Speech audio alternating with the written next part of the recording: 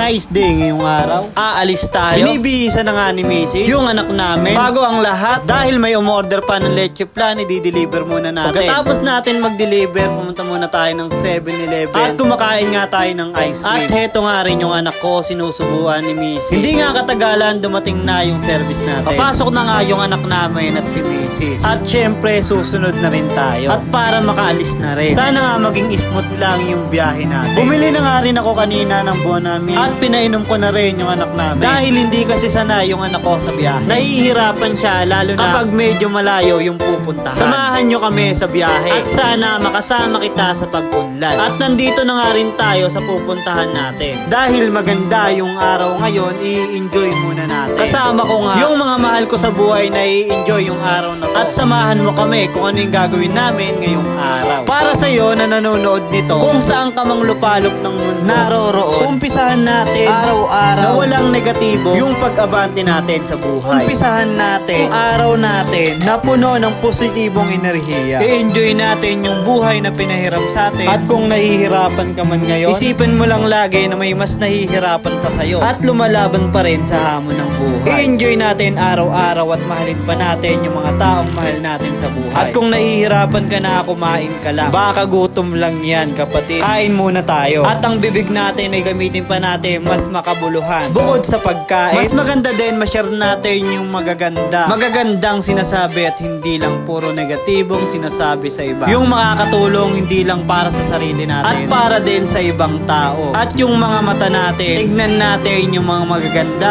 at mga mabubuting nagagawa o ginagawa ng iba. Ang ganda ng mundo. Kaso nga lang dahil may mga negatibong tao, kaya pumapangit to. Pero kahit ano pa man yung mangyari, buhay mo pa rin yung i-enjoy mo. Kaya wag masyadong tumingin sa proseso ng iba. Pero bago ang lahat, dahil kumakain na tayo, samahan natin yan ng malamig, ng lang. Parang endorser lang ah. May kasama pa yung 10,000 pesos. Ang lakas mo talaga. Iba-iba man yung pananaw o ugali ng mga tao. Pero iwasan mo pa rin mag-iwan ng kanin sa bibig pagkatapos mo kumain. Alright, kaya manalamin ka pagkatapos kumain. At ayan na nga, pagkatapos kumain, naglaro na ng balon yung anak ko. Ganyan naman talaga yung bata, masayang masaya at nag-i-enjoy lang kahit simpleng mga bagay lang. Kaya tayo kahit matanda na, maging ganun pa rin dapat. Mag-enjoy kung ano lang yung meron tayo. At kung meron ka mang gustong maabot sa buhay, kilusan mo. Gaya ko, pagkatapos kumain, naguhugas ng plato. Dahil nakalimutan natin lagyan ng plastic yung plato kanina, lilinisan natin para hindi na rin mangamoy. Ginamitan nga lang natin ng wipe dahil wala tayong dalang sabon. At ayan na nga, tapos na rin tayong maghugas. Punta na tayo ulit sa kanila. At nagtuturo nga yung anak ko na pumunta doon. Kaya't sasamahan natin siya. Ang sarap naman talagang umalis, lalo na kasama mo yung mga mahal mo sa buhay. Nai-enjoy mo na silang kasama at nai-enjoy mo pa yung lugar dahil sila yung kasama mo. At heto na nga yung mga bagay na hindi natin inaasahan. At kahit ilang beses mo pabilhan ng laruan, magpapabili talaga yan. At dahil nandyan yung tito at tita niya, may sponsor tayo ngayon. Yung nakaraan, mermaid nga yung mga gusto niya. Mga laruan ngayon naman ay iba na. Spider-Man naman. Yung baril niya nga kanina ay Spider-Man din. Pati pa naman tong lobo ay Spider-Man din. Kaya minsan mapapaisip ka, lalo na kapag alam mong babae yung anak mo. Dahil may napanood siya nung nakarang araw ng Spider-Man at nag-help nga daw sa people, kaya natutuwa siya. At makikita mo nga yung ngiti at saya nararamdaman niya. Dito lang yan sa Pinamagata, Spider-Man. Parang naging soko ah.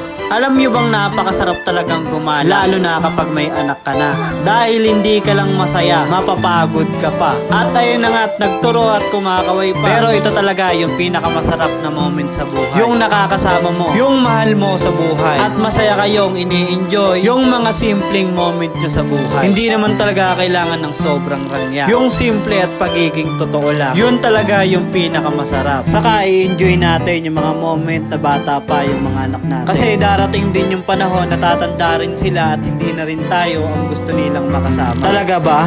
Alam mo na, wag lang puro enjoy para sa sarili. Kaya ibibigay natin tong araw na to para sa mga tao sumusuporta at nanonood ng mga video natin. At nag-aabang sa sticker na ididikit natin kung saang lugar. Kaya kung alam mo yung lugar na to, pwede mo tong kunin. Ganun pa rin yung rules. Kailangan mo mag-video o kaya mag-picture at isend mo sa akin para katunayan na nakuha mo na itong sticker.